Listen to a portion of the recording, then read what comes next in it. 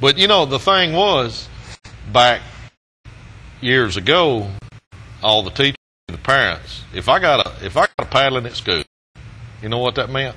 Got a whooping at home. Because, you know, they would say, you know, oh, Big Red cut up last day. This is what he did. So the problem was my mom was my principal for about the first 5 years of my schooling. So when I got whipped by the teacher at school, paddled by the teacher at school, then I paddled by my mom / the principal at school, and then I got whipped by my father at home. Right. So it was, you know, that's. I'll never forget the principal at high school. And we were dogs at the high school that I went to. And I skipped one morning when I got to school. I skipped from first period through the last period. I stayed in the gym all day. So the guy that was the principal at that time walk into the gym and look around, and he knew I was in there. So right before the bell rung to go home, he called me in his office to change clothes and come to his office. So I did. So it was either 3 licks or 3 days. And he knew the 3-day part would get it at my house. So he said, Red, you might as well take the 3 licks. I said, okay. So he said, go to the corner of that desk and bend over. And you see that bulldog? Yes, sir. Watch it have pup. Warp. So 3 licks. After the first one, you didn't feel the last time. Right. But you know what? It had a set of puppies. It had about 15 puppies right before my very eyes. I mean, you know what that told me? I can't skip class in the morning. That's right. Yeah. My favorite, though, was when the cut holes in the paddles. Ooh. Whistled. Yeah. Yeah. And they also left little marks on you behind there. Especially the ones if they use the ones from the fraternity. Yeah. You'd have letters on your backside when you got home. Mama got a tattoo today. Alpha Omega. That's right. The beginning on my end. That's right.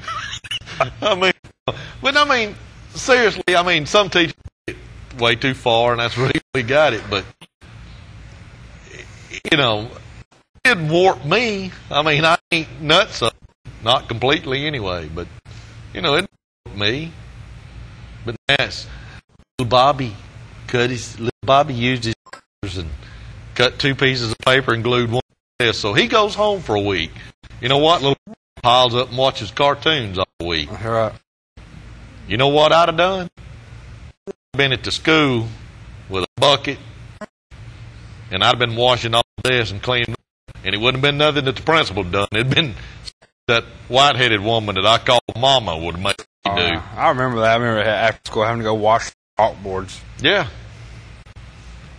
Now we can't do that because that's politically incorrect. We can't do it.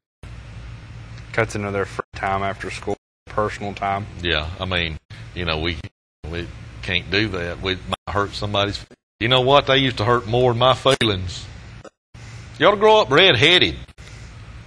All kind of little things. You know, that's what I should have sued. Wasn't politically correct about 50 years ago because everybody called me Red. Well, we still call you Red. I know it. Now you're just big. Now I'm just Big Red. Little Red. Right. And the head. I don't know. That's right.